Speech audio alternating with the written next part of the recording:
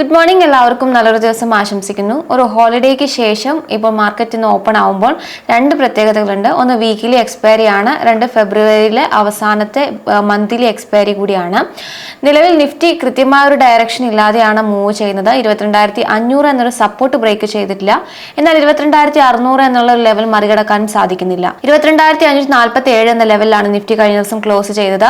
ചൊവ്വാഴ്ച ഇൻട്രാഡേയിൽ അതിനൊരു ശ്രമം കണ്ടെങ്കിലും അത് സസ്റ്റെയിൻ ചെയ്യാൻ വേണ്ടി നിഫ്റ്റിയെ സംബന്ധിച്ച് സാധിച്ചിട്ടില്ല. ഇന്നത്തെ സെഷൻ കൂടി നെഗറ്റീവ് ട്രെൻഡിൽ അവസാനിച്ചാൽ കഴിഞ്ഞ 5 മാസക്കാലമായി തുടരുന്ന ഒരു നെഗറ്റീവ് റിട്ടേൺ എന്ന പാറ്റേൺ കംപ്ലീറ്റ് ആവും. ഇതിനു മുൻപ് ഇത്തരത്തിൽ 5 മാസമായി തുടർച്ചയായ ഇടിവ് രേഖപ്പെടുത്തിയത് 1996-ലാണ്.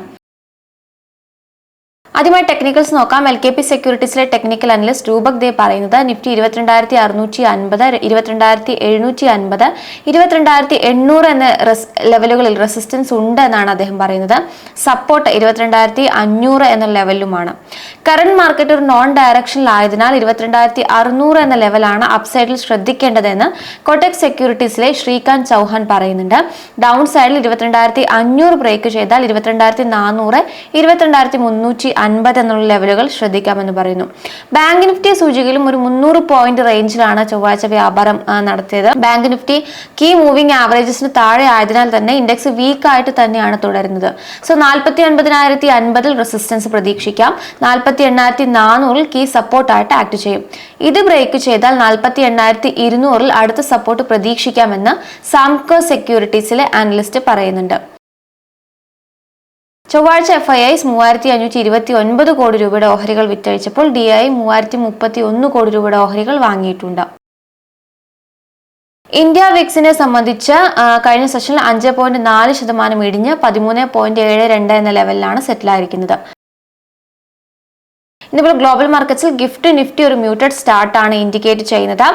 ഫ്ലാറ്റ് ടു നെഗറ്റീവ് നോട്ടിലാണ് ഗിഫ്റ്റ് നിഫ്റ്റി ഇപ്പോൾ വ്യാപാരം മുന്നോട്ട് കൊണ്ടുപോകുന്നത്. ഏഷ്യൻ വിപണികളിലും ഒരു സമ്മിശ്ര പ്രതികരണം കാണാൻ സാധിക്കുന്നുണ്ട്. US വിപണിയിൽ കഴിഞ്ഞ സെഷനിൽ S&P 500 4 ദിവസത്തെ ആ ഒരു ലൂസിംഗ് സ്ട്രീക്ക് കണ്ടിന്യൂ ചെയ്യുന്നതായിട്ട് കാണാം. 5,956 എന്ന റേഞ്ചിലാണ് S&P 500 ക്ലോസ് ചെയ്തിരിക്കുന്നത്. ഡൗ ജോൺസിനെ സംബന്ധിച്ച് 188 പോയിന്റ് നഷ്ടം രേഖപ്പെടുത്തി. 43,433.12 എന്ന റേഞ്ചിലാണ് ഡൗ ജോൺസ് വ്യാപാരം അവസാനിപ്പിച്ചത്. നാസ്ഡാക്കിനെ സംബന്ധിച്ച് 0.26% ഒരു നേട്ടം രേഖപ്പെടുത്താൻ വേണ്ടിയിട്ട് സാധിച്ചിട്ടുണ്ട്. അവസാനമായി സ്റ്റോക്സ് ന്യൂസ് നോക്കാം. അൾട്രാടെക് സിമെന്റ് ആണ് ഇന്ന് ഫോക്കസിൽ ഉൾപ്പെടുത്താവുന്ന സ്റ്റോക്ക്. വയേഴ്സ് ആൻഡ് കേബിൾസ് ബിസിനസ്സിലേക്ക് ചുവട് വെക്കാൻ വേണ്ടിയിട്ട് കമ്പനി തീരുമാനിച്ചിട്ടുണ്ട്. ഇതിനായുള്ള പ്ലാന്റ് ഗുജറാത്തിലെ ബാറൂച്ചിൽ സ്ഥാപിക്കുന്നതിന് വേണ്ടിയിട്ടാണ് തീരുമാനിച്ചിരിക്കുന്നത്. അടുത്ത 2 വർഷത്തിനുള്ളിൽ പൂർത്തിയാക്കാൻ വേണ്ടിയിട്ടാണ് ലക്ഷ്യമിട്ടിരിക്കുന്നത്. 1,800 കോടി രൂപയുടെ കാപെക്സ് ആണ് ഇതിനു വേണ്ടിയിട്ട് വിനിയോഗിക്കുക എന്ന് തീരുമാനിച്ചിട്ടുണ്ട്.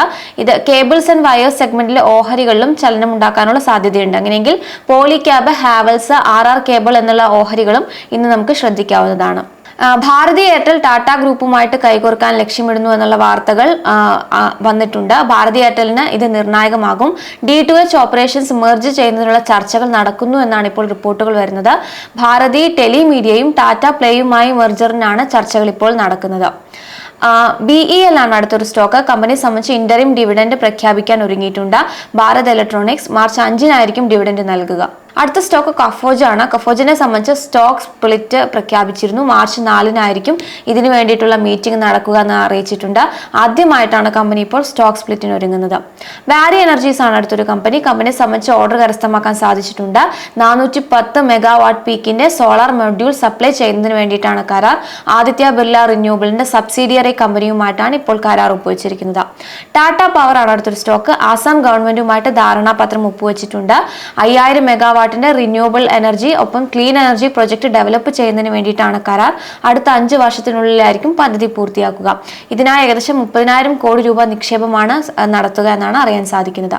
KPI ഗ്രീൻ എനർജിയാണ് മറ്റൊരു സ്റ്റോക്ക്. കമ്പനിയെ സംബന്ധിച്ച് മധ്യപ്രദേശ് ഗവൺമെന്റുമായിട്ട് ധാരണാപത്രത്തിൽ ഒപ്പുവെക്കാൻ സാധിച്ചിട്ടുണ്ട്.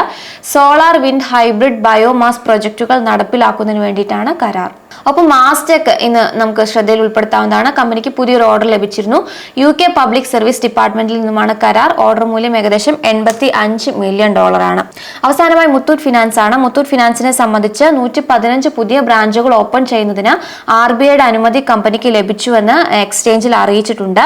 ഇത് പോസിറ്റീവ് ആയിട്ടുള്ള ഒരു ന്യൂസ് തന്നെയാണ്. അതിനാൽ മുത്തൂറ്റ് ഫിനാൻസ് നമുക്കിന്ന് ശ്രദ്ധിക്കാവുന്നതാണ്.